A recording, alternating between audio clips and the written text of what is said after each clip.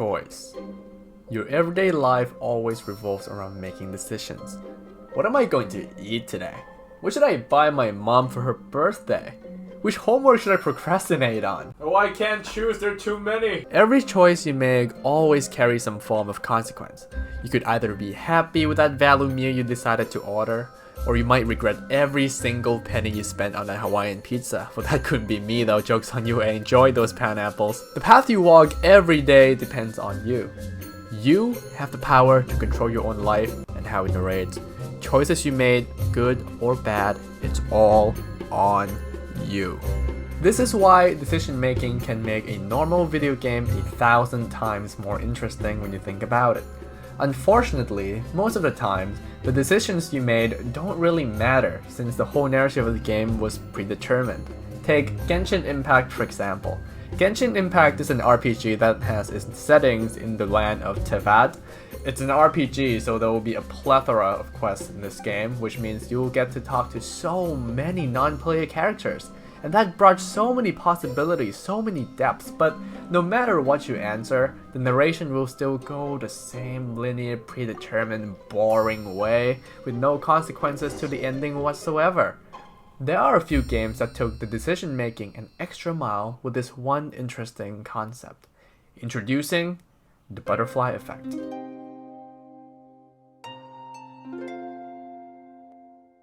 The butterfly effect is a phenomenon introduced in mathematics chaos theory by Edward Norton Lawrence back in 1961. He has his metaphorical example of a tornado being influenced by a teeny tiny occurrence like a butterfly flapping its wings a few weeks earlier. He discovered this effect when he was observing his weather model. At the time, there were some inconsequential, or so he thought, initial inputs that he didn't think were that big of a deal and just round the number down, but what do you know? That part of a number, the 0.0000127, drastically changed the whole weather scenario for his observation.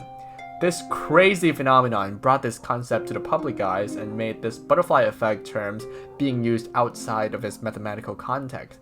But how can this whole concept be integrated into a video game?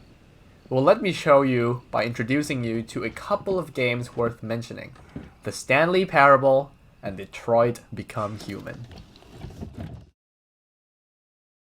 This is the story of a man named Stanley. Stanley worked for a company in a big building where he was employee number 427. Employee number 427's job was simple. He sat at his desk in room 427 and he pushed buttons on a keyboard. Orders came to him through a monitor on his desk, telling him what buttons to push, how long to push them, and in what order. This is what employee 427 did every day of every month of every year. And although others might have considered it soul-rending, Stanley relished every moment that the orders came in, as though he had been made exactly for this job. And Stanley was happy. And then one day, something very peculiar happened. Something that would forever change Stanley. Something he would never quite forget. He had been at his desk for nearly an hour when he realized that not one single order had arrived on the monitor for him to follow. No one had showed up to give him instructions, call a meeting, or even say hi. Never in all his years at the company had this happened, this complete isolation. Something was very clearly wrong. Shocked, frozen solid, Stanley found himself unable to move for the longest time. But as he came to his wits and regained his senses, he got up from his desk and stepped out of his office. The Stanley Parable is truly a hidden gem. This game pushes the concept of the butterfly effect to its fullest potential, and I'm not over-exaggerating.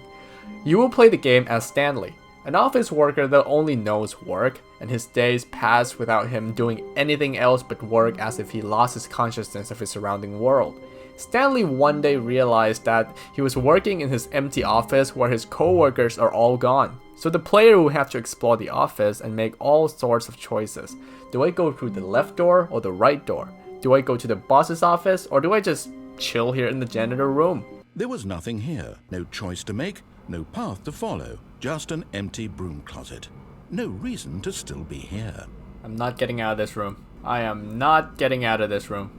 It was baffling that Stanley was still just sitting in the broom closet. Yeah. He wasn't even doing anything. At least if there was something to interact with, he'd be justified in some way. I'm happy. As it is, he's literally just standing there doing sweet FA.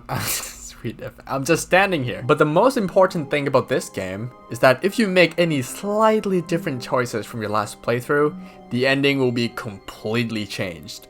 There are 19 different endings in this game. Mind you, 19! Though arguably each run ended up being on average 10 to 20 minutes per run, which is quite short compared to other games with this kind of mechanics like The Walking Dead. It is a lot of fun trying to discover all of the endings, and it's nice to see your decisions in video game finally mean something. Do you know what else is nice?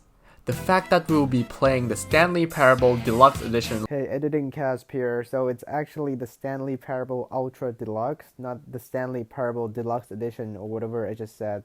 Thanks, bye. The fact that we will be playing the Stanley Parable Ultra Deluxe live on our stream at twitch.tv/Kaspsss, and I will let you make the decisions yourself live on stream. Join our Discord server for more information, and the link will be down in the description. Now let's talk about Detroit Become Human. Detroit Become Human is a video game that you will get to play as 3 characters at the same time. Meet Connor, Kara, and Markus. And all 3 of these people are not quite people. They're androids created by CyberLife, and they're feeling more and more alive. I mean, they're already alive with all the circuitries inside of them, but like, these androids are behaving as if they're alive and developing their consciousness for themselves. The police and the media will call them the Deviants. Connor was built as an advanced prototype and was designed to assist human law enforcement. He specialized in investigating deviant cases, and he has been sent to work with Lieutenant Hank Anderson. Connor was designed to be a perfect android, but throughout his adventures, he may discover something inside his mind that may or may not tip his scale. A war is coming. You'll have to choose your side. Will you betray your own people or stand up against your creators? What can be worse than having to choose between 2 evils? Let's get out of here. Kara, on the other hand, was no police. She's just a normal maid android serving an alcohol junkie and his daughter, Alice.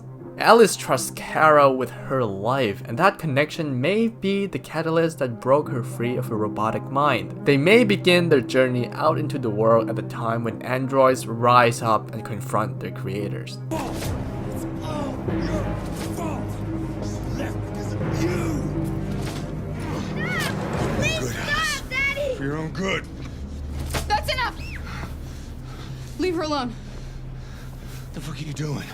Get out of here. That's an order. You hear me? No! I want you to leave Alice alone. You want? What do you mean you want?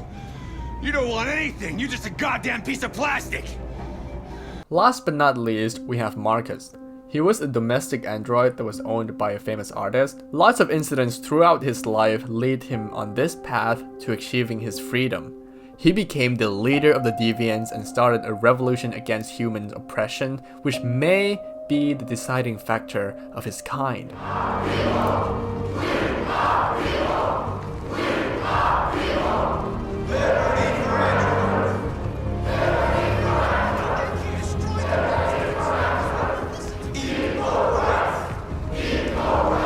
You see, there were a lot of mays being used there. He made this, she made that.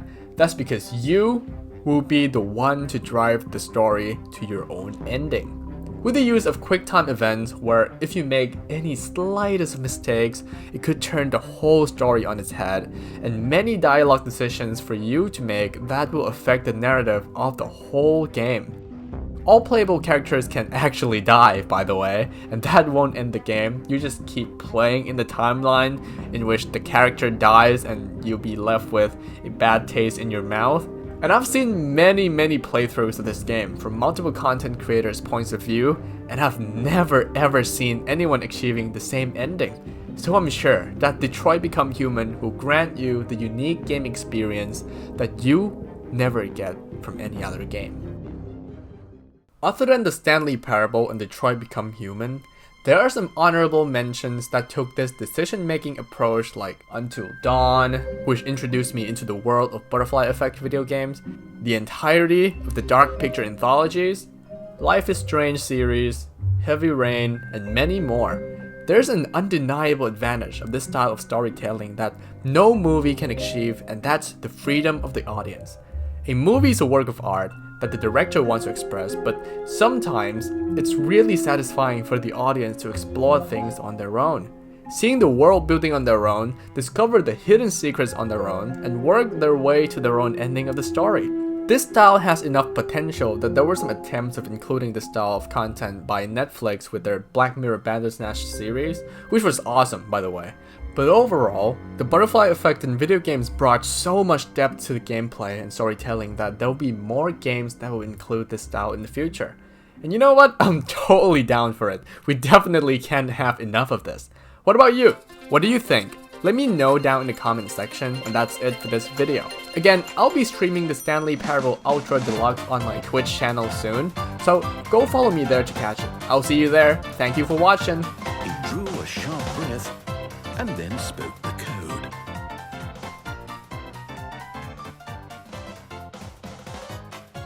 I can't speak. I cannot speak. Stanley spoke the code. Night Shark 115.